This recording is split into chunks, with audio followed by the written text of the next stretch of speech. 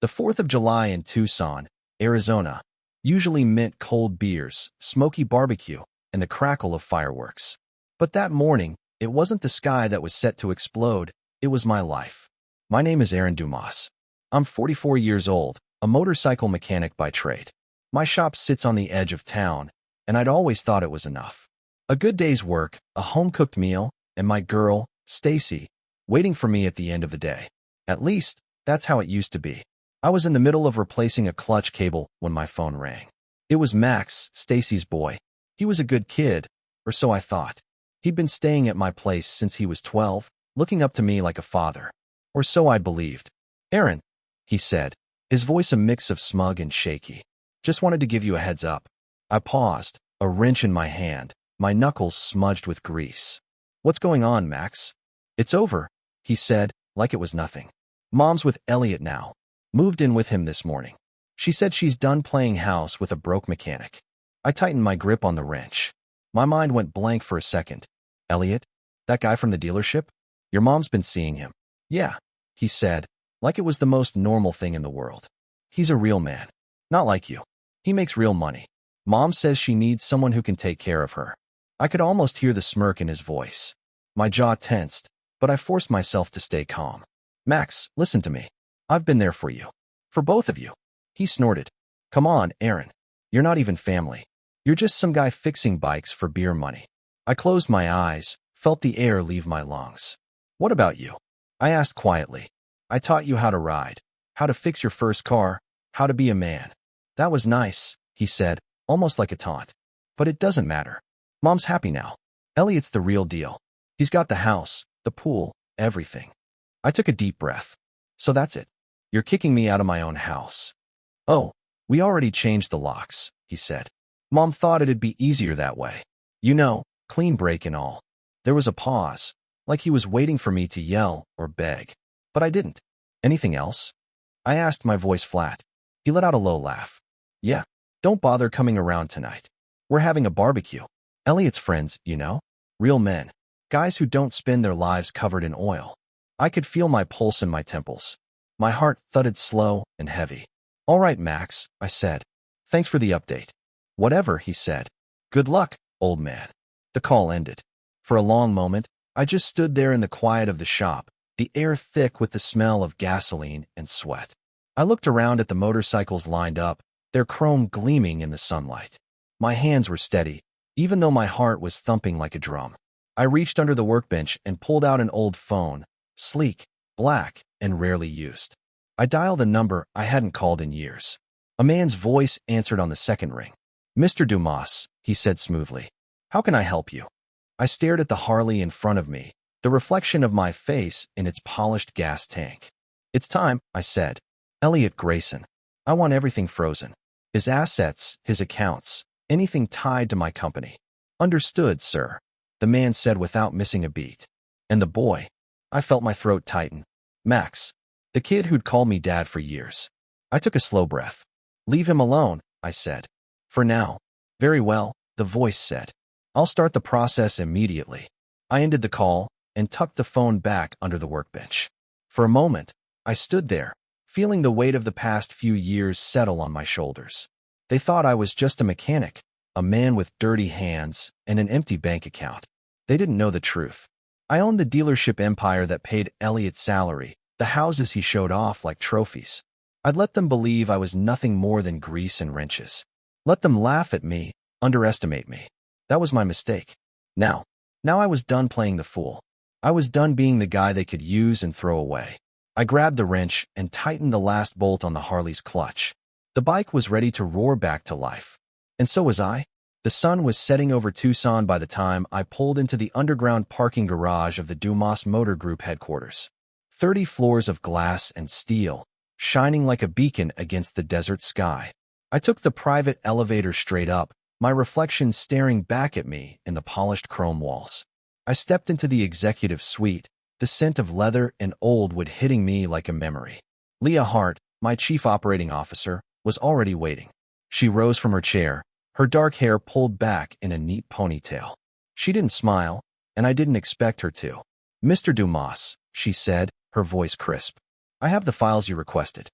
I nodded once, and she handed me a leather-bound folder. The weight of it felt heavy in my hands. Evidence, betrayal, everything I needed to see. I flipped it open, my eyes scanning the first page, Elliot Grayson. Pictures of him at country clubs, leaning over the hood of a sports car that I owned but he drove. A paper trail of company credit cards, hotel charges, expensive dinners, all of it paid for by my money. He's been funneling funds through shell accounts, Leah said, her tone neutral. Using company perks to finance his lifestyle. But there's nothing in his name, he's too careful for that. He thinks he's untouchable, I murmured, my thumb tracing the edges of a glossy photo. Elliot, all charm and expensive cologne, grinning for the camera. He's not. Leah handed me another folder, thinner this time. Stacey, she said. She's been seeing Elliot for almost a year now. The first time was in Vegas, back in September. He booked the suite under a company card. I stared at the blurry security camera photo. Stacey, with her long blonde hair, laughing as she leaned into Elliot. My gut twisted, but my face stayed calm. Anything else? I asked. Leah hesitated. Max, he's been spending weekends with Elliot. Golf, parties. Elliot's been telling him you're washed up, that he should distance himself. I closed the folder, my hand tightening around it. He's just a kid, I said quietly. He doesn't know any better. Still, he's been bragging about Elliot to anyone who'll listen, she said. I thought you should know. I took a deep breath and set the folders down on the mahogany desk. My office was all glass and clean lines. The city sprawled out below like a promise. I looked out at the skyline, the lights blinking on one by one. For a long moment, neither of us spoke. Then I turned back to Leah. Elliot is done, I said, my voice steady. I want him removed from every leadership position by tomorrow morning. Strip him of the perks, the car, the penthouse, everything, and file for breach of fiduciary duty. She nodded, her face expressionless. Understood. And Stacey, I said, my throat tightening just a bit. Freeze her accounts. Shut down the boutique job. She's been living off our money for too long. Leah made a note in her tablet. What about Max? I closed my eyes for a second, seeing his face in my mind. The kid I taught how to ride a dirt bike, how to fix a flat tire. The boy who used to look at me like I was the whole world. He's not a part of this, I said finally. He's young, and he'll learn the truth soon enough. Just let him be. Leah gave a small nod. Of course, Mr. Dumas. I let out a long breath. My shoulders felt heavy, but there was a cold clarity in my mind that I hadn't felt in years. They thought they'd played me. They thought I'd just walk away, head down, shoulders slumped. But they'd forgotten who I was, who I'd always been. I leaned back in my chair, the leather creaking softly. Tell the team to be ready. By tomorrow, Elliot and Stacey will be out in the cold. And Max, my voice dropped to a whisper. Max will have to decide who he really wants to be. Leah gathered the folders and gave me a final, steady look. It'll be done, sir, she said. Every last detail. I watched her leave, the soft click of the door echoing in the quiet office. The city lights glowed in the window, 1,000 tiny fires in the dark. And in that moment, I knew one thing for sure. Loyalty was a two-way street. And those who took my kindness for weakness were about to learn the cost of betrayal. The next morning, Elliot Grayson woke up in his penthouse suite to the sound of his phone buzzing like an alarm. He groggily reached for it, still half-drunk from the night before. The message was from Leah Hart. Effective immediately, your position at Dumas Motor Group has been terminated. Return all company assets within 24 hours. He blinked at the screen, his mind racing. He called the number back, but it went straight to voicemail. He called again. Same result. A loud knock rattled his door. He stumbled out of bed, his head pounding, and yanked it open to see two men in tailored suits. Mr. Grayson, one said smoothly, handing him an envelope. You're being evicted. This penthouse is property of the Dumas Motor Group. You have until the end of the day. Elliot's mouth went dry. This is some kind of joke, he said, trying to laugh. Aaron wouldn't do this. But they didn't even look at him. They just turned and left, leaving the door swinging open behind them. By noon, he was out on the street with nothing but 2 suitcases and the suit he'd worn to bed. Stacey found out the hard way, too. She tried to use her corporate card at the spa that morning, only for it to be declined. Her phone blew up with frantic messages from her boutique job. She was fired. Her accounts, locked. She spent the afternoon at the bank, her cheeks flushed with humiliation as the teller told her, politely but firmly, that there were no funds available. Not for groceries, not for rent, not for anything. She called Elliot again and again, but his phone just rang. She left message after message, her voice growing more shrill each time. By dusk, she was sitting in her car, tears streaking her makeup, staring at the empty space where Elliot's name had once meant security. Max was at school when it hit him. The principal called him out of class, his friends shooting him curious glances as he walked down the hallway. "Max," the principal said kindly, folding his hands on the desk. "I'm afraid your scholarship has been rescinded. The donor has withdrawn the funding." Max's mouth fell open. "What? No, there must be some mistake. I need that scholarship.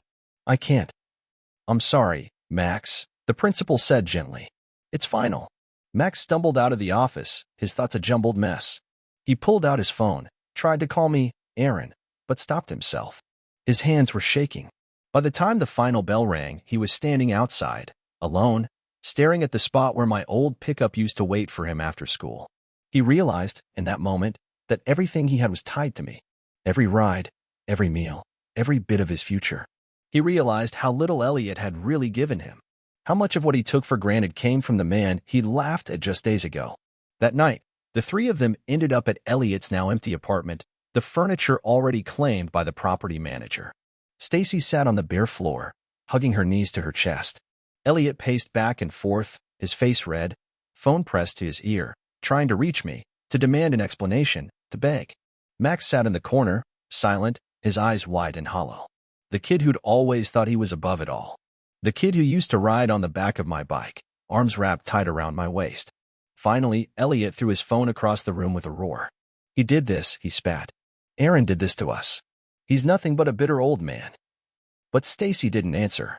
She just stared at the empty walls, her face pale. And Max didn't say a word. Because deep down, he knew. He knew it wasn't me who'd done this. It was them. The three of them sat there in the dark, the glow of streetlights creeping through the blinds. Each of them lost in the same thought. Aaron wasn't the man they thought he was. He was the man who owned everything they'd ever claimed as their own. And now, he was the man who'd taken it all back.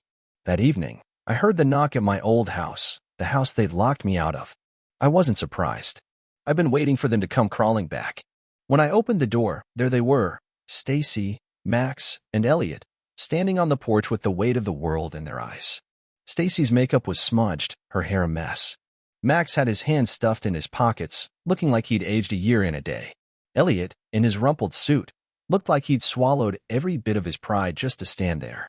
"Aaron," Stacey started, her voice cracking. "Please, just listen. We made a mistake. We didn't think." I stepped back, letting them inside without a word. The place looked almost the same, but it felt different. Like the walls themselves knew this wasn't their home anymore. They stood in the living room, fidgeting under the weight of my silence. Max was the first to crack. "Aaron." "I'm sorry," he said, his voice small. "I didn't know. I didn't think you were someone worth respecting." I finished for him, my tone even. His face turned red, and he looked down at the floor. Elliot tried to step forward, but I held up my hand. "Don't bother," I said calmly. "You had your chance to come to me like a man. Instead, you played games. You built your little kingdom on my dime. Now it's gone." Stacey's eyes filled with tears. "Please. I just wanted a better life. I didn't mean to." "You didn't mean to," I echoed. "That's the thing, Stacey. You never meant anything. You just took. And when there was nothing left to take, you left me behind." She sank into a chair, her shoulders shaking. I watched her for a moment, feeling a flicker of the old warmth we used to share. But it was gone just as quickly. Max looked up at me then, his eyes wet. "I didn't know you owned everything," he said quietly. I thought Elliot was the guy who had it all together." I shook my head slowly. "It was never about the money, Max. It was about loyalty, about family. I treated you like my own son. I gave you everything. And you threw it back in my face." He flinched like I'd slapped him. "I'm sorry," he said again. "I really am." I looked at him for a long moment. "I believe you," I said. "But sorry doesn't change what you did." Elliot shifted uncomfortably. "So what now?" he said, his voice tight. "Are you going to ruin us completely? Take everything from us?" I stared at him coldly. "You took everything first. Now you'll learn what it feels like to live without my charity propping you up. You're done, Elliot. Pack whatever you brought into this world. Because that's all you're leaving with." Stacey wiped at her tears, her voice trembling. "Please, Aaron. Just, can we get our things? I don't want to fight anymore." I gave a single nod. You can take what's yours. Nothing else. And you'll be supervised while you're here. I motioned for Leah, who had been waiting by the door. She stepped forward, her expression unreadable. Elliot bristled. Supervised? You think we're going to steal from you? I let out a humorless laugh. You already did, Elliot. I'm just making sure it doesn't happen again. They said nothing after that. Leah into security minced by as Stacey and Max moved through the house, collecting clothes, photos, whatever they could fit in bags. Elliot stood there empty-handed. He'd never had anything here to begin with. When they were done, I walked them to the door. Stacey turned to me one last time, her voice soft and broken. Will you ever forgive me? I looked at her, my heart a stone in my chest. No, I said simply. I won't. Max looked up at me, his eyes red. Aaron, he whispered. But I just shook my head. You're not my son anymore, I said quietly. That's not something you get to claim just because you want it back. They stepped out into the cool desert night, the porch light casting long shadows behind them. I watched them walk away, their figures getting smaller and smaller. When the door shut, the silence was like a weight lifting off my shoulders. For the first time in years, the house felt like mine again. And I knew that whatever came next, I was ready to face it, alone if I had to. Because forgiveness isn't something you can demand. It's something you earn. And they hadn't even begun to try. 3 weeks later, Tucson was still hot and dusty, but everything else had changed. I was back in my office on the 30th floor of the Dumas Motor Group tower, staring out at the skyline as the sun set in a blaze of orange. It felt like a different world than the one I'd lived in for years. Leah Hart walked in, her clipboard in hand, her face calm as ever. Mr. Dumas, she said, I have updates for you. I nodded once. Go ahead. She flipped open the folder and started reading off the notes like it was just another Monday. Stacey is working janitorial shifts at a strip mall in Marana. Her accounts remain frozen as requested. She's been trying to get work at smaller boutiques, but no one's hiring. Word travels fast. I felt a flicker of something pity, maybe, but I let it die. And Elliot? He's living out of his car, she said matter-of-factly. He's been trying to get in touch with mutual contacts, but he doesn't have any real leverage left. The penthouse is already released. He's down to a duffel bag and a box of suits. I leaned back in my chair, the leather creaking softly. I'd always known Elliot was a parasite, but seeing it play out like this, seeing him stripped of everything, was like a slow, steady breath of vindication. And Max? I asked, my voice softer. Leah hesitated. He's dropped out of school, she said. He took a job at a gas station on the edge of town. Minimum wage. He's not doing great, but he's surviving. I let that sink in. Leave him alone, I said finally. No more shadow work, no more interference. He's still just a kid. Leah gave a small nod, jotting down the note. Understood. I turned my chair slightly, looking out at the last rays of sun cutting through the city. I want them to feel it, I said quietly. But Max, he doesn't need to feel it any more than he already has. Leah paused for a moment, then spoke. Max has been coming around the building, she said. Not inside, but he stands across the street sometimes. Watches the tower, like he's trying to figure out who you really are. I let out a long breath. Part of me felt that old ache for the kid I'd tried to raise, tried to love like my own. But I forced it down. He'll figure it out on his own, I said. She closed the folder. Anything else? I shook my head. No, that's it for now. She left me alone in the office, the quiet hum of the city filling the space. I looked around at the polished surfaces, the skyline beyond the glass, the empire I'd built with my own hands. For years, I'd let people believe I was just another blue-collar guy, scraping by in a mechanic's shop. I'd let them underestimate me, let them laugh behind my back. And now? Now they were learning, piece by piece, day by day. I thought about Max again, about the way he looked at last night, tears in his eyes, calling me dad like he still believed it mattered. I shook my head. My heart felt tight, but I wasn't going to break. Not this time. Because sometimes you have to let people fall. Let them see the difference between what they wanted and what they needed. And sometimes you have to remind them that loyalty isn't something you're owed. It's something you earn. Max would learn that lesson. The hard way, maybe. But he'd learn. And me? I was done playing the fool. It was late at night when Max finally showed up. The office was quiet, the only light coming from the skyline and the low glow of the lamp on my desk. I was reviewing some contracts, my mind in 1,000 different places, when I heard the soft creak of the door. I looked up. And there he was, Max, standing in the doorway like he wasn't sure if he was allowed to step inside. His hair was messy, his shoulders hunched, the hoodie he wore hanging off him like a shell. Max, I said, my voice calm. What are you doing here? He stepped in, closing the door behind him with a quiet click. His eyes were red, like he hadn't slept in days. I needed to see you, he said, his voice small. I leaned back in my chair, watching him. You shouldn't be here, I said. This isn't your place anymore. I know, he said quickly, swallowing hard. I know, Aaron. But I needed to see you. I needed to say I'm sorry. I didn't move.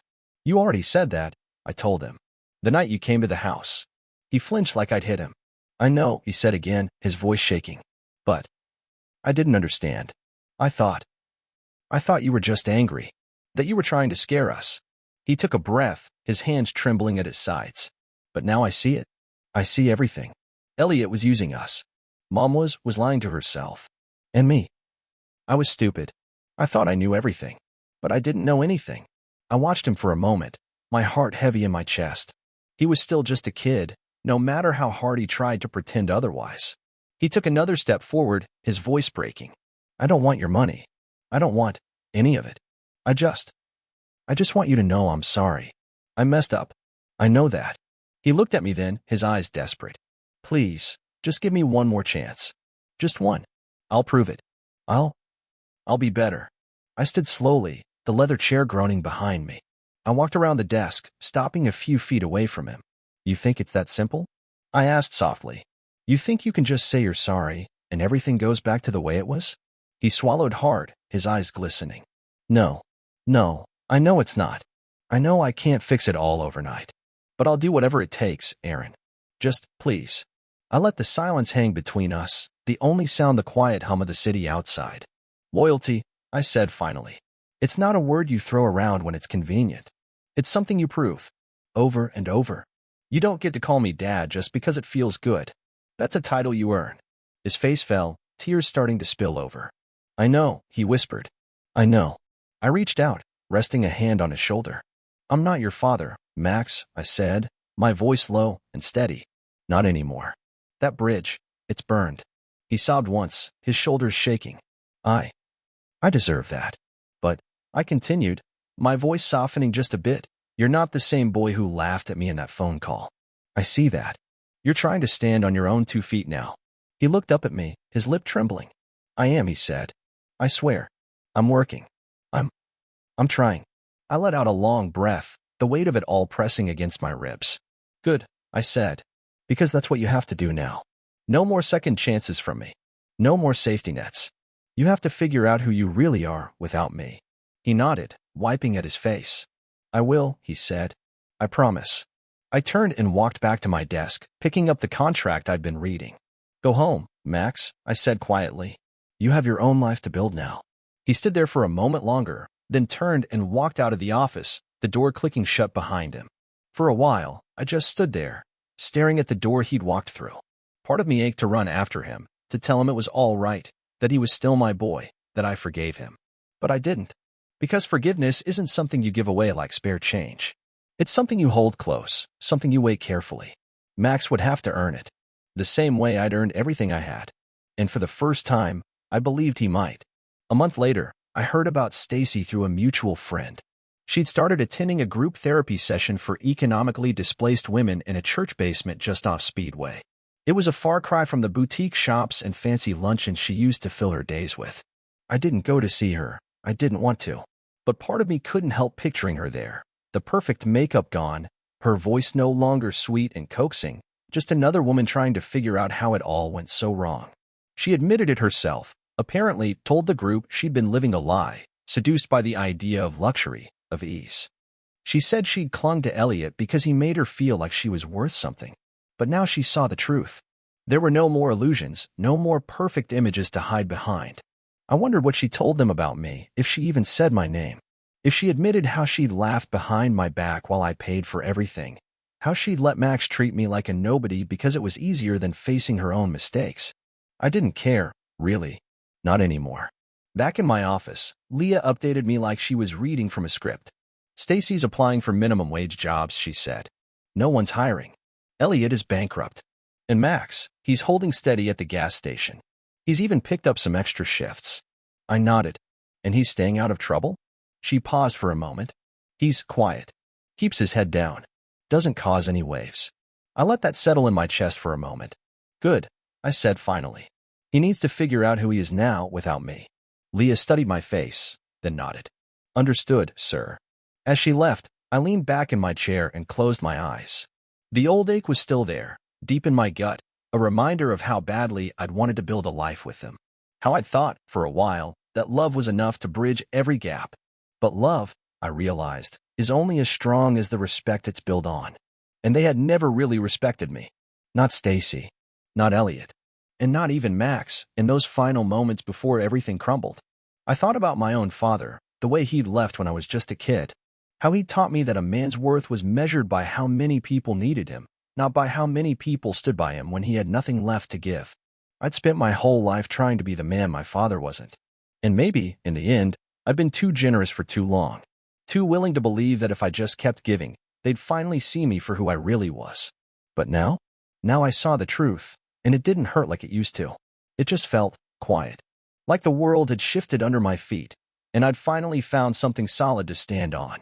I thought about Stacey, sitting in that circle of women, finally saying out loud what she'd never had the courage to say to me, that she'd traded love for status, that she'd lost everything chasing the idea of a man who could give her more than I could.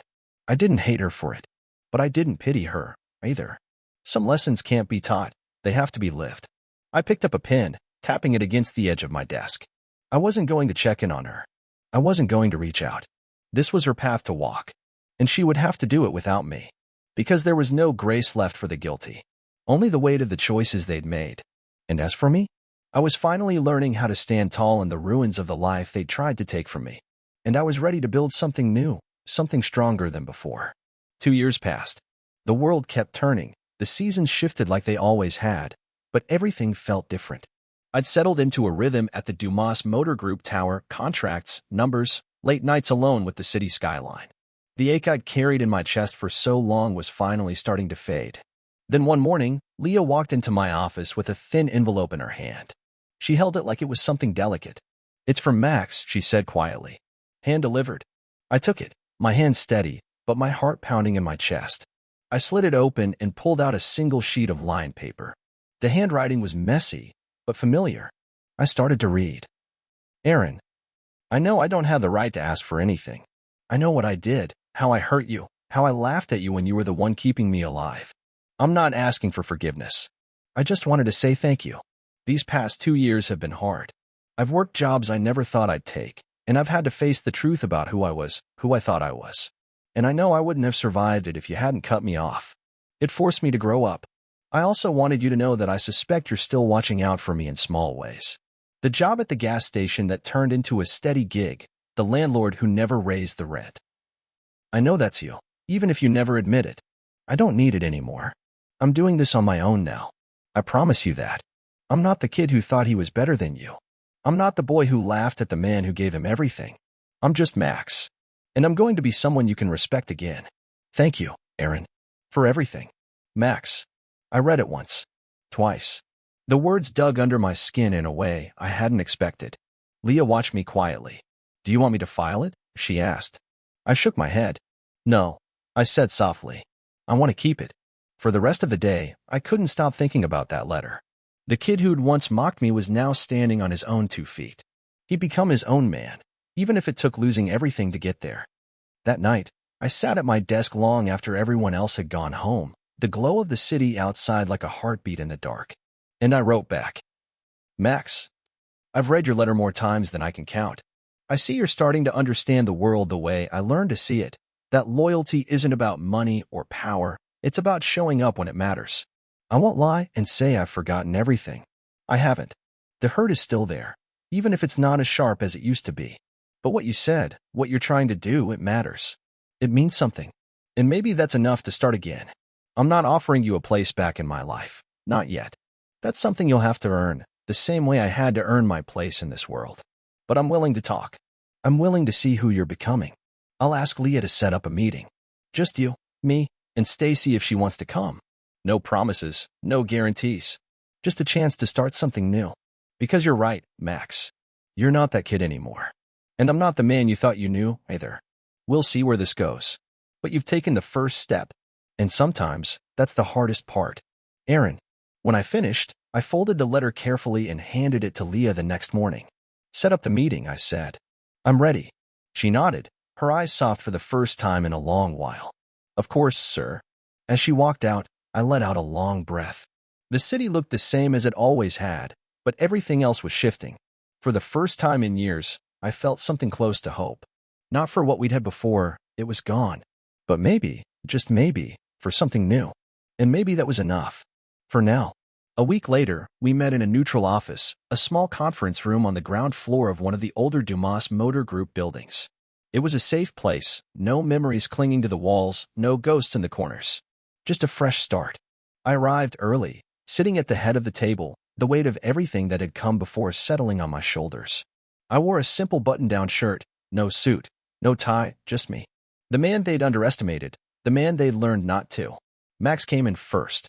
He looked older, leaner, like life had taken some of the edges off. His eyes were clear, though, and he held himself straighter than I'd ever seen him. Aaron, he said quietly. Max, I replied with a nod.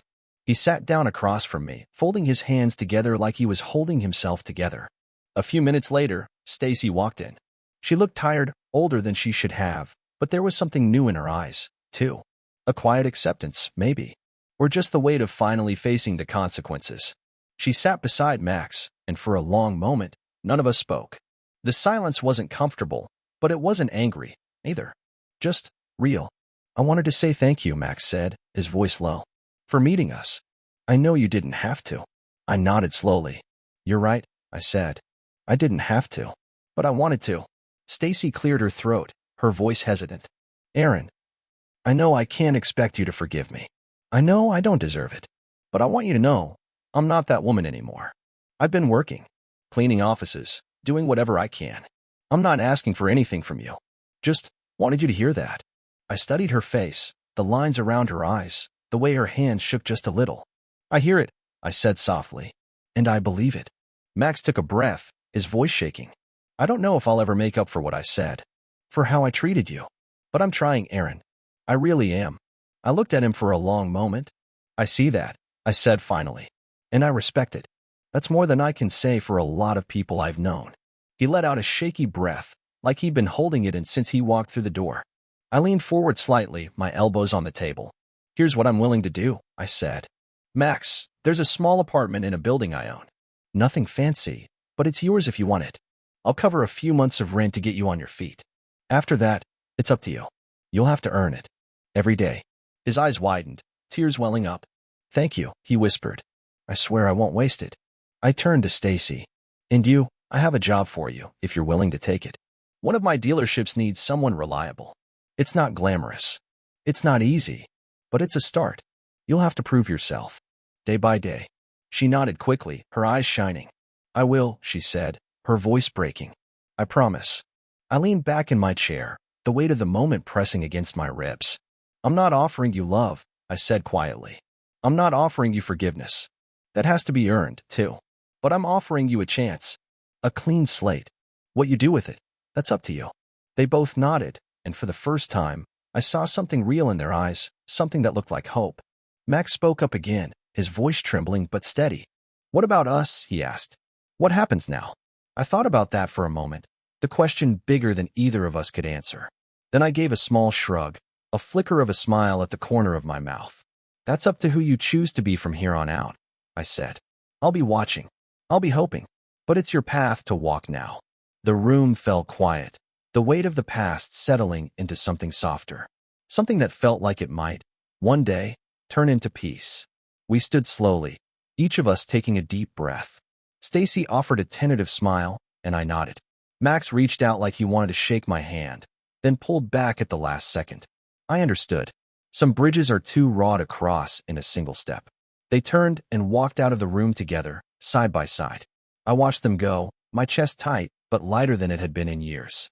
When the door closed behind them, I let out a long breath, my shoulders relaxing. The skyline was still there outside the window, the same city I'd built my life in. But for the first time, it didn't feel like a prison. It felt like a second beginning. And that was enough for me. For now,